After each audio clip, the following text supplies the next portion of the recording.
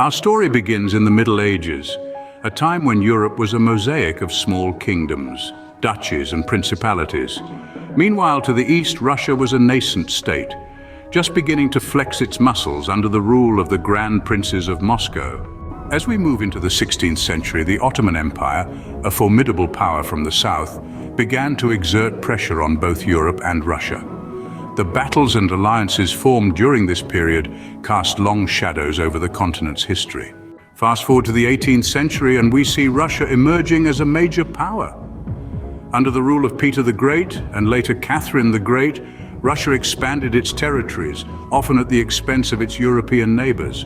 The 19th century brought with it the rise of nationalism across Europe, a force that reshaped borders and ignited conflicts. Russia, with its diverse population and sprawling empire, found itself in a precarious position. The events of the 20th century, from the devastation of two world wars to the tension of the Cold War, further complicated the relationship between Europe and Russia. The collapse of the Soviet Union in the early 90s marked a significant turning point, creating a new geopolitical landscape that continues to evolve today. To summarize, the historical context of Europe and Russia is a tale of shifting alliances, territorial disputes, and ideological conflicts. It's a narrative that stretches back centuries, shaped by the ambitions of empires and the currents of political change.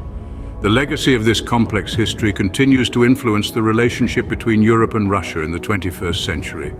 In the grand scheme of things, borders are but lines on a map, constantly redrawn by the tides of history. Yet they carry a weight and symbolism that resonate far beyond their geographical significance. So, as we navigate the uncertainties of today's world, it helps to remember the lessons of the past, for they provide invaluable insights into the complexities of the present.